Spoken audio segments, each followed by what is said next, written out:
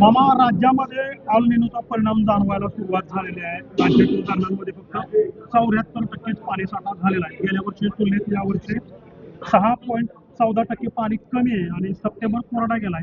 शेती उद्योगधंदा संकटात येऊ शकतो. 100% आपल्या सगळ्यांना माहिती आहे की अल निनोचं संकट हे आपल्या संपूर्ण देशावरती, राज्यावरती आहे आणि त्याचा परिणाम आपल्याला सगळ्याला तो दिसतोय. आणि खरंच ज्या प्रमाणामध्ये पाऊस पडायला पाहिजे त्या प्रमाणात पाऊस पडत नाही.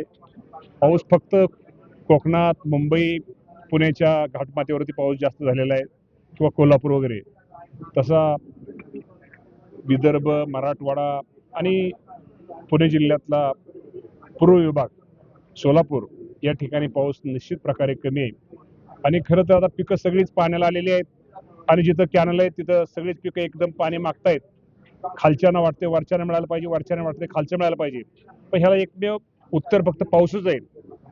मी आपल्या माध्यमातून एवढंच परमेश्वराला साकडं करेल की लवकरात लवकर पाऊस जो आपल्या भागात येतो तो इतके पाऊस जेणेकरून यावा आणि राज्यामध्ये चांगल्या सर्व ठिकाणी पाऊस पडावा.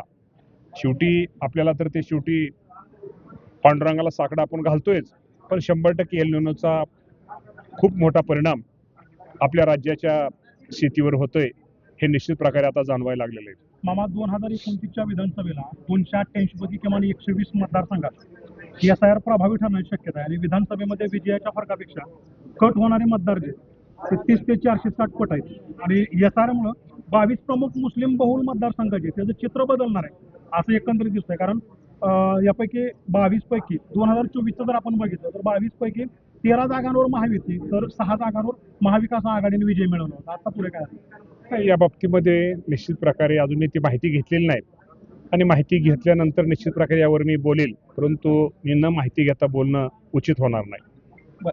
राष्ट्रीय फलोत्पादन मंडळानं फलोत्पादन प्रकल्पांच्या अनुदानाची मर्यादा जी आहे ती आता 50%वरून थेट 35%वर आणली. म्हणून नवीन नियमावली शेतकऱ्यांना त्रासदायक ठरू शकते. आपण कृषी मंत्री आहात, या बाबतीमध्ये निश्चित प्रकारे जर शेतकऱ्याला जिथे त्रास होईल आम्ही केंद्राकडे पाठपुरावा करू आणि पहिल्याप्रमाणेच पुरवठा ठेवावी अशी आम्ही विनंती करू.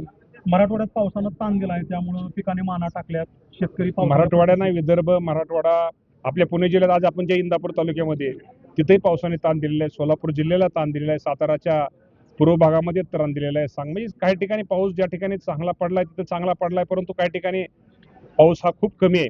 त्यामुळे शेतकऱ्यांची शेतीच्या पाण्याची खूप मोठी मागणी आहे. अजून कुठल्याही तलावामध्ये वगैरे पाणी पावसाचं ह्या भागामध्ये आलेलं नाही. तलाव 5%, 10% पण नाहीत. तर निश्चित प्रकारे शेतकऱ्याच्या दृष्टिकोनातून ही जी एक वॉर्निंग आपण काय म्हणतो, धोक्याची निश्चित प्रकारे घंटा आहे.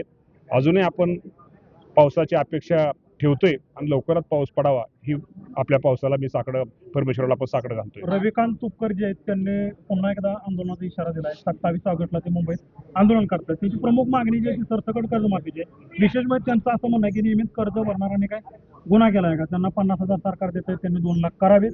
आणि दुसरी गोष्ट, ITR भरणाऱ्या शेतकऱ्यांची कर्जमुक्ती जी आहे ती झाली पाहिजे, कारण त्यांना तुम्ही कर्जमुक्तीपासून 100% तुपकर साहेबांची मागणी बरोबर आहे. जे रेग्युलर शेतकरी कर्ज भरतात त्यांना वाटतं की आम्ही रेग्युलर भरतो म्हणजे आम्ही काय चूक केली का, ते शेतकऱ्याची मागणी आहे. परंतु ही जी सरकार शासनाची योजना आहे ती अडचणीत आलेल्या शेतकऱ्याला पुन्हा त्यांना उभा करणं हा आमचा खरं तर महत्त्वाचा भाग होता. आणि या बाबतीमध्ये निश्चित प्रकारे राज्याचे मुख्यमंत्री या बाबतीमध्ये चर्चा करतील आणि चर्चा घेऊन राज्याचे मुख्यमंत्रीच या बाबतीमध्ये योग्य ते उत्तर आपल्या या, कारण धोरण ठरवण्याचा शेवटी प्रमुख म्हणून मुख्यमंत्र्यांना अधिकार असतो आणि मुख्यमंत्री निश्चित प्रकारे या मागणीच्या बाबतीमध्ये त्यांच्याशी चर्चा करतील. मामा, 2027 जे वर्ष आहे ते सर्वाधिक उष्णतेचं वर्ष ठरणार आहे. 100 वर्षातील सर्वाधिक तीव्र एल निनोची शक्यता आता वर्तवली जाते आणि त्यामुळे शेतीचं नुकसान होणार. सरकार कसं पुढे सामोरं जाणार, कारण आता फक्त 3-4 महिन्याचा काळ उरलेला आहे. आता शेवटी आपल्याला सामोरं तर जावंच लागेल. जे पाणी त्या पाण्यामध्ये निश्चित प्रकारे त्याचा वापर काटकसरीनं वापर करून ते पाणी पुढं कसं आपल्या शेतीच्या पिकाला पिण्याला कसं आपल्याला राहील ही काळजी आपल्या सर्वांना निश्चित प्रकारे घ्यावी लागेल.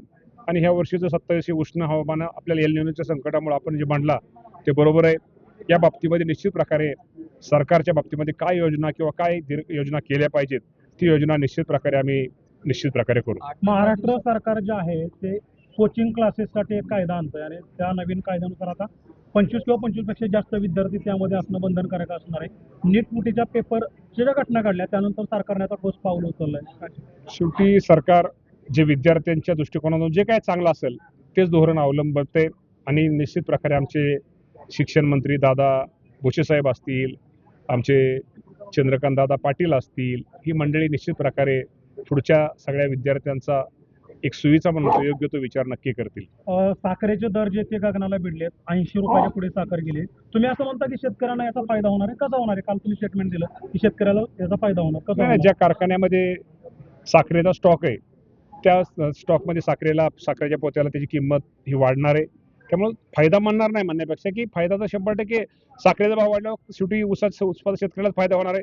पण आजच्या घडीला तेवढा कारखान्याकडे स्टॉक आपण म्हणतो ना साठा, साखरेचा साठा तेवढे उपलब्ध नाही आहेत आणि ज्याच्याकडे उपलब्ध आहेत त्यांना नक्की फायदा होईल आणि कारखान्यात फायदा झाल्यानंतर शेतकऱ्याला पण फायदा नक्की होईल. MSP जे आहे ते 43 रुपये केली पाहिजे तर शेतकऱ्यांना कुठेतरी चांगला बाजार मिळू 100% या शकतो. मताशी मी काय पूर्ण करणार आहे या केंद्र या सरकार? मताशी मी पूर्ण सहमत आहे. स्वतः म्हणजे तुम्हाला माहिती आहे की या बाबतीमध्ये आमचे सहकार मंत्री बाबासाहेब पाटील असतील, आमचे सगळे मंत्री असतील, साखर संघाचे देशाचे हर्षवर्धन पाटील साहेब असतील, या सगळ्यांची मागणी आहे 43 रुपये करावी आणि मीही त्या मागणीच्या पूर्ण सहमत आहे.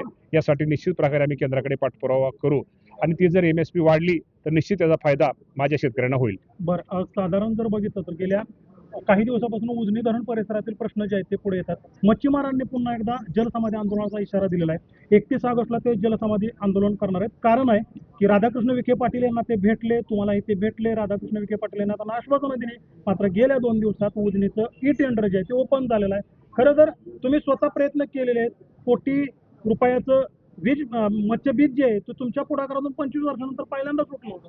एका बाजूला तुम्ही मच्छीमारांसाठी प्रयत्न करताय, त्यांचे कुटुंब जगण्यासाठी प्रयत्न करताय, दुसऱ्या बाजूला सरकार घालतंय. या कसं feel बाबतीमध्ये ह्या मंगळवारीच मी विखे पाटील साहेबांशी बोलणार होतो, पण ह्या मंगळवारी ते दिल्लीला गेले होते त्यामुळे त्यांची माझी भेट झाली नाही.